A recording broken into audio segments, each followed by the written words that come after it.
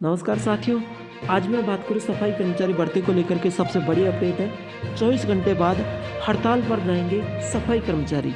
यानी साथियों, राजस्थान सफाई कर्मचारी भर्ती को लेकर 24 घंटे बाद हड़ताल पर जाएंगे सफाई कर्मचारी। जिन लोगों ने सफाई कर्मचारी भर्ती में फॉर्म भरे हैं वो 24 घंटे बाद हड़ताल पर जाने वाले हैं और वो अपने हक की लड़ाई लड़ने वाले हैं। तो साथियों, सफाई कर्मचारी भर्ती में यदि सरकार ने कोई ऐसा कदम नहीं उठाया है, यानी PFPSI का मामला ख़त्म नहीं किया है, अन्य जानकारी को ख़त्म नहीं किया है, तो 24 घंटे बाद सफाई कर्मचारी हड़ताल पर जाएंगे और हड़ताल पर जाने के बाद वो अपनी मांग को रखेंगे। अब हड़ताल पर जाएंगे तो पहले जैसे मामला भी कर सकते हैं, वो पहले जैसी चेतावनी भी यहाँ पर दे सकते हैं, तो वो हड़ताल पर जाने वाले हैं। अब साथियों, मैं यहाँ पर अगली खबर बताऊँ। जयपुर से इस वक्त की सबसे बड़ी खबर है जो मैं आपको देने वाला हूँ। जयपुर से सबसे बड़ी खबर है जो मैं आपको बताऊँगा कि सफाई कर्मचारी भर्ती को लेकर जयपुर से क्या बड़ी खबर है।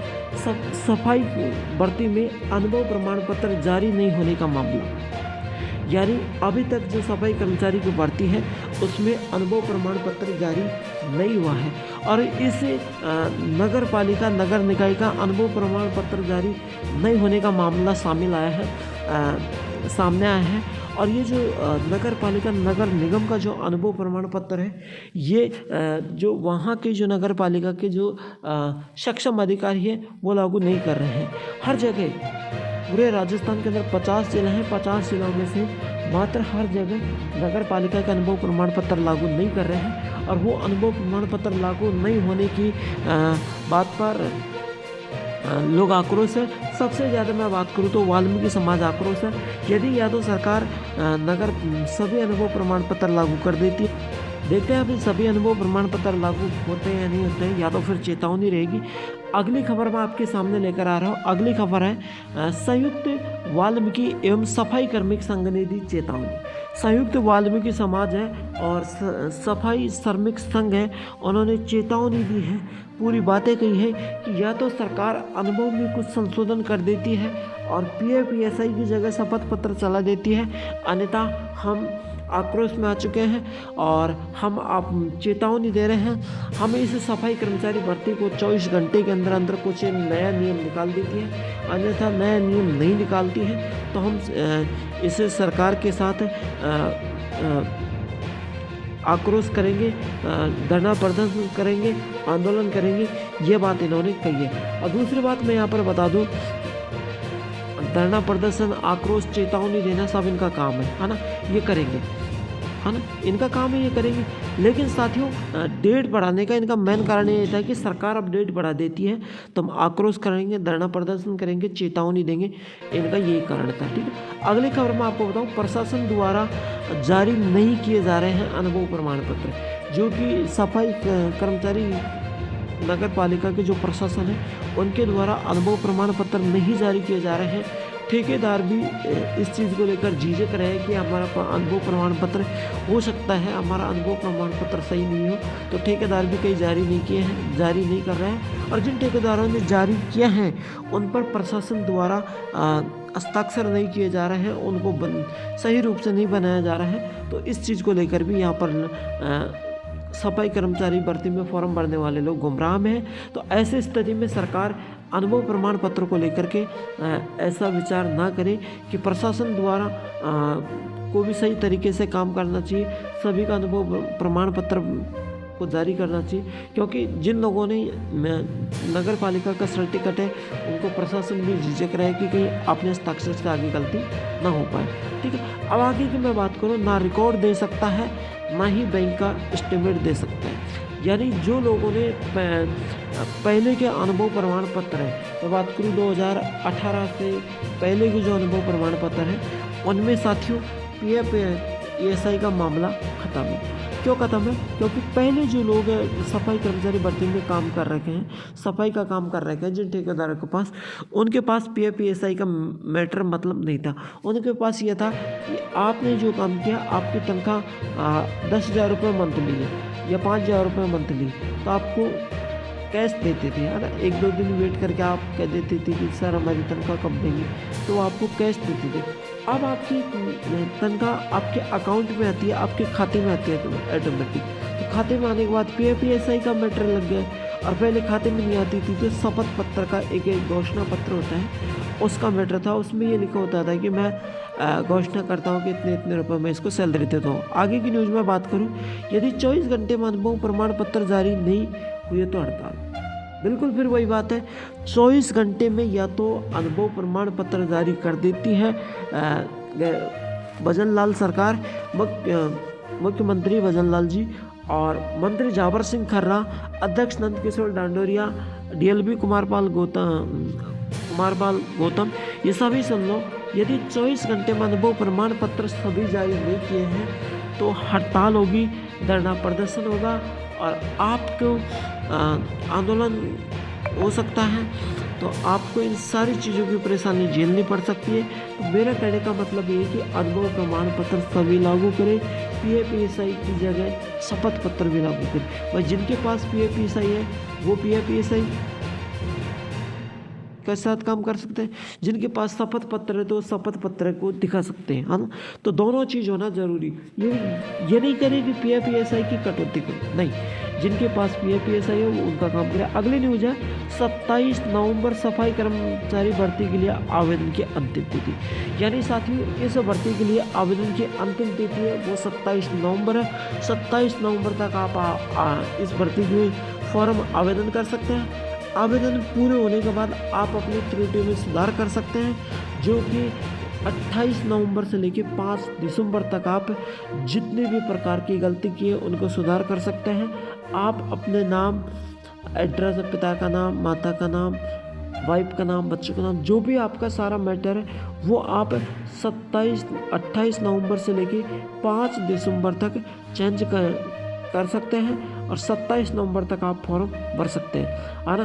तो 28 नवंबर से लेकर के 5 दिसंबर तक आप सफाई कर्मचारी भर्ती के लिए त्रुटियों का सुधार कर सकते हैं। और आवेदन तिथि आपकी इसलिए बड़ी है क्योंकि आप फॉर्म भर सके, लेकिन आप इस चीज़ का फ़ायदा उठा रहे हैं। अगली बातें मैं करूँ, सफाई भर्ती में अनुभव प्रमाण पत्र जारी नहीं होने का मामला, यानी अनुभव प्रमाण पत्र जारी नहीं होने का मामला सामने है और अनुभव प्रमाण पत्र जारी नहीं होगा तो ये वाल्मीकि समाज धरना प्रदर्शन करेगी, आंदोलन करेगी, उल्लंघन करेगी। पिछली बार की तरह सड़कों की सफाई नहीं होगी, सड़कों पर, जयपुर की सड़कों पर कचरा सड़ा हुआ पड़ा रहेगा और फिर सरकार एकदम वही चीज़ को लागू करेगी। कोर्ट का फैसला आएगा, सभी अनुभव प्रमाण पत्र लागू, है ना। पिछली बार भी कोर्ट के फैसले में यही था, लेकिन अब की बार कोर्ट के फैसले में क्या होता है। दूसरी बात करूँ, आज सुबह की न्यूज़ में दे रखा था कि इस भर्ती के लिए कुछ संशोधन होगा, शाम को मीटिंग है, लेकिन कोई भी मीटिंग में कुछ भी नहीं हुआ और जो होगा वो हम आपको फिर से बताएंगे, है ना। जो भी न्यूज़ होगी वो हम आपको कल बता देंगे, लेकिन अब तक ही कोई मैटर सुलझाव नहीं हुआ। तो साथियों कुल मिला के बात यह है कि आपको फॉर्म भरना ही पड़ेगा। अब देखिए 2018 से पहले ठेकेदार द्वारा नगद भुगतान किया जाता था, बिल्कुल बात सही है। 2018 से पहले ठेकेदार द्वारा कैश पैसे दिए जाते थे, काम के बदले दाम, कैश बिल्कुल। आज वेट करना पड़ता है, 2-4 दिन बाद आपके खाते में आती है। पहले कैश आता था, तो 2018 से पहले आपको कैश मिलता था, जिसमें एक शपथ पत्र होता है।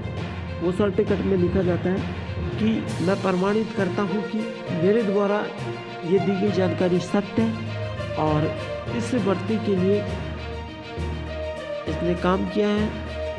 मेरे द्वारा दी गई जानकारी ये सत्य है और इसे की तनख्वाह इतने रुपए से लेकर इतने रुपए तक थी, यानी 10,000 रुपये मैं इसको मंथली दे रहा हूँ। अगर मेरी जानकारी में कोई गलत तथ्य पाया जाता है तो मैं खुद स्वयं इसका जिम्मेदार हूँ। इस तरीके से वहाँ लिखा जाता है ना। तो बात यह है कि 2018 से पहले कोई नगद भुगतान नहीं था। अगली न्यूज़ है, ठेकेदार द्वारा PAPSI की कटौती नहीं की जाती थी, यानी उस समय ठेकेदार द्वारा PAPSI की कटौती नहीं की जाती थी। आज PAPSI की कटौती लगा दी गई है। पहले ये सिस्टम PAPSI वाला नहीं था, आज PAPSI की कटौती लगा दी गई। पहले तो शपथ पत्र वाला सिस्टम था, जो एक पन्ने में लिखकर कह देते थे कि हम इसको इतने रुपये सैलरी दे रहे हैं और उनका वही रिकॉर्ड था। आजकल डिजिटल ज़माना आ गया, बैंक के पासबुक में, बैंक में आपके पैसे आने लग गए, है ना। फिंगरप्रिंट से आपके हाजिरी होने लगी। पहले सारा रजिस्टर कागजात का काम था, आज वो काम ख़त्म है। तो ठेकेदार द्वारा पीएफ ईएसआई की कटौती नहीं की जाती थी। पीएफ का मतलब होता है आपकी सैलरी में से 12% कटना या फिर सरकार के नियमानुसार कटना। ईएसआई का मतलब होता है 21,000 से कम सैलरी वाले को स्वास्थ्य बीमा योजना का लाभ मिलता था। उनके परिवार में किसी को भी स्वास्थ्य की दिक्कत आ रही है तो उनको स्वास्थ्य करने के लिए भी ईएसआई का जरूरी है। अब अगली न्यूज़ है, जब संवेदक द्वारा पीएफ ईएसआई की कटौती नहीं की जाती थी तो वो बना के कहाँ से दें। यानी जब संवेदक द्वारा पीएफ ईएसआई की कटौती नहीं की जाती थी, भाई अपने पास कोई चीज़ नहीं है तब आप मेरे से कोई चीज़ मांगे कि सर ये चीज़ देना, लेकिन मेरे पास जब है ही नहीं तो मैं आपको कहाँ से दूँगा। ये चीज़ पर गौर करो, जब मेरे पास नहीं है तो मैं आपको कहाँ से दूंगा।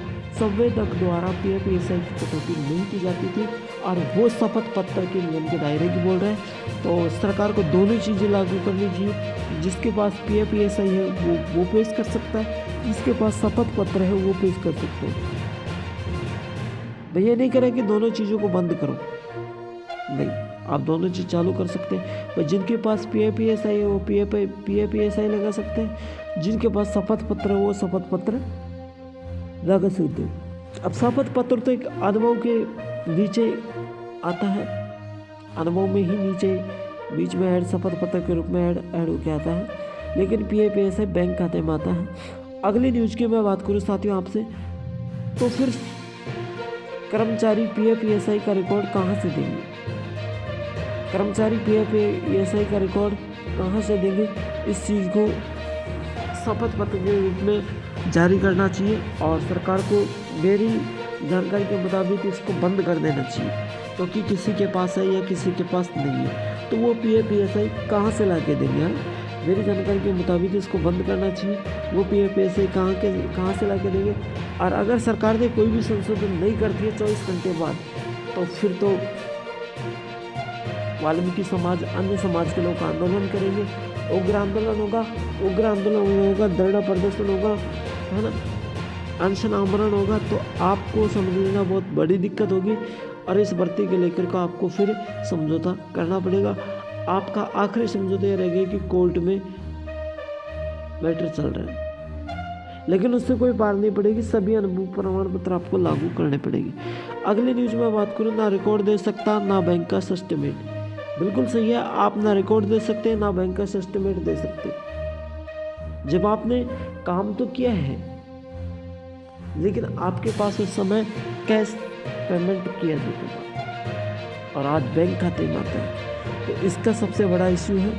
तो इसको सरकार सुधारने की कोशिश करे। मंत्री जावर सिंह खर्रा इसको सुधारने की कोशिश करें ताकि सभी लोग इसमें फॉर्म भर सकें और किसी को भी अटैच ना हो, है ना। तो साथियों आज की क्लास में इतना ही काफ़ी है। फिर मिलते हैं कल एक नेक्स्ट क्लास के साथ।